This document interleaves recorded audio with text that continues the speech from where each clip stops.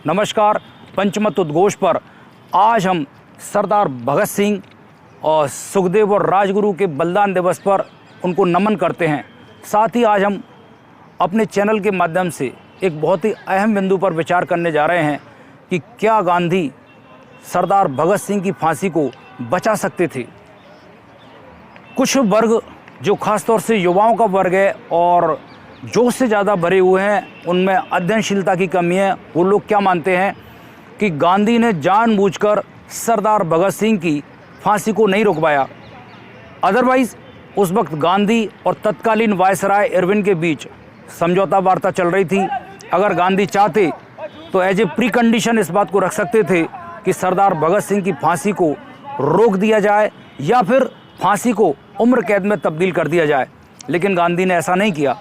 दूसरे वर्ग के लोगों का मानना है, जो ऐतिहासिक तथ्यों पर बिलीव करते हैं, उनका मानना यह है कि गांधी ने भरसक प्रयास किए कि किसी भी तरह से सरदार भगत सिंह और उनके साथियों की फांसी ना हो, वो कुछ काल के लिए सस्पेंड हो जाए और उसके बाद उसको कम्यूट कर दिया जाए। कम्यूट का आशय यह है कि उनकी फांसी को उम्र कैद की सज़ा में तब्दील कर दिया जाए।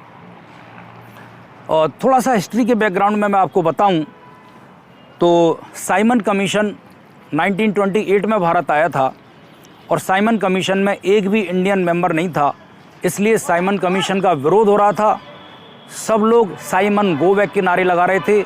इसी पृष्ठभूमि में पंजाब में लाला लाजपत राय के नेतृत्व में एक भीषण आंदोलन चल रहा था और उस वक्त लाहौर के पुलिस सुपरिंटेंडेंट थे स्कॉट।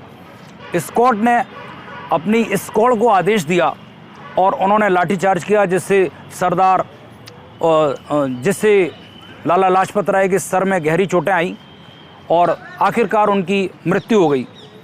इस मृत्यु से पूरा पंजाब हिल गया, जिसमें युवा स्वतंत्रता सेनानी और क्रांतिकारी भगत सिंह का खून खौल उठा और सरदार भगत सिंह, राजगुरु और सुखदेव ने स्कॉट के मर्डर का प्लान बनाया। अनफॉर्चुनेटली जिस दिन वो स्कॉट को मारने वाले थे, उस दिन स्कॉट अपनी ड्यूटी पर नहीं गया और स्कॉट की जगह एक दूसरा अंग्रेज अफसर था जिसका नाम सैंडर्स था और उन्होंने सैंडर्स को गोली मार दी। वहाँ से गोली मारकर भगत सिंह फरार हो गए थे। वो पुलिस की पकड़ में नहीं आए।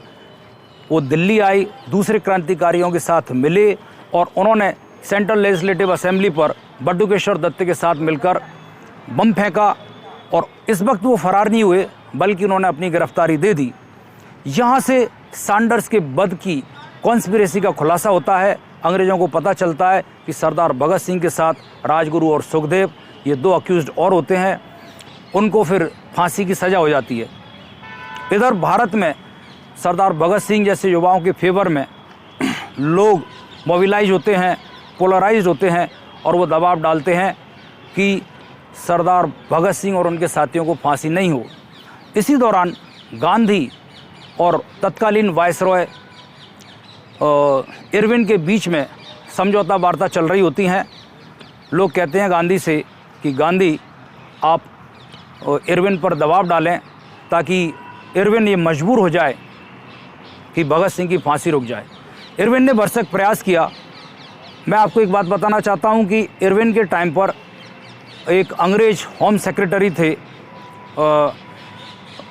William Herbert.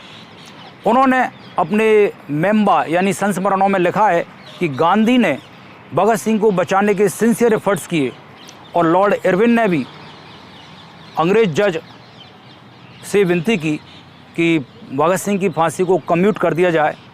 लेकिन यहाँ पर दो फैक्ट जो है वो ख़ास तौर से विचारणीय हैं कि एक तो वायसरॉय इरविन या कोई भी वायसरॉय होता, वो इतना इंडिपेंडेंट नहीं था निर्णय लेने में कि भगत सिंह जैसे क्रांतिकारियों की फांसी की सज़ा को कम्यूट कर सके। ऐसा क्यों? क्योंकि भगत सिंह खास तौर से ब्रिटिश हुकूमत की चूल्हे हिलाने में लगे हुए थे और ब्रिटिश हुकूमत के दुश्मन नंबर 1 माने जाते थे। उनकी फांसी को कम्यूट करने का मतलब था और विद्रोह को बढ़ावा देना। दूसरी बात, गांधी ने यह भी कहा था कि अगर ये नौजवान साथी, और लॉर्ड इरविन के कहने पर गांधी ने ये अपील की कि ये अपने हिंसक तरीके छोड़ दें तो भी इनकी फांसी कम्यूट हो सकती है।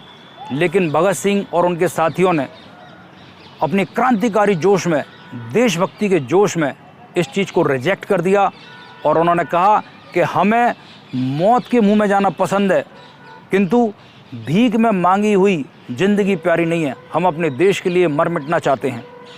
तो ये तथ्य कुछ ऐसे हैं जो इस ओर इंगित करते हैं कि गांधी ने भगत सिंह और उनके साथियों को बचाने के पूरे प्रयास किए, लेकिन वायसराय खुद असहाय थे, वो पूरी तरह से निर्णय नहीं ले सकते थे।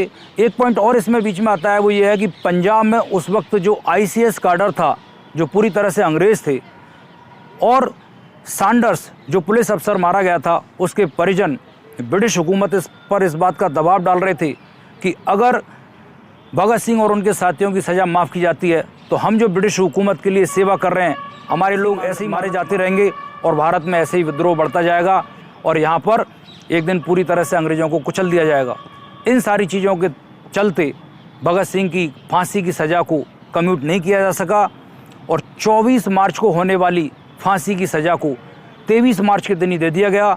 यहाँ पर अंग्रेज़ों की एक बहुत ज़बरदस्त बदतमीजी, एक अमानवीय चेहरा सामने आता है कि 24 मार्च को होने वाली फांसी की सज़ा को उन्होंने 23 मार्च को दिया और शाम को 7 बजे के बाद फांसी की सज़ा हुई, जो कि यूनिवर्सली रॉन्ग है। पूरे वर्ल्ड में उस वक्त ऐसा कहीं नहीं था कि सूरज की डूबने के बाद फांसी की सज़ा दी जाए।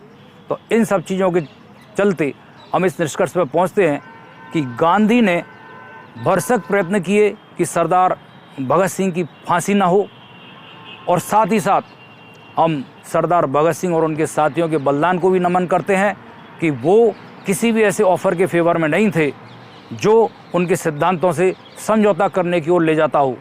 पंचमत उद्घोष देखने के लिए आपका बहुत बहुत धन्यवाद। कृपया इसे YouTube पर सब्सक्राइब करें।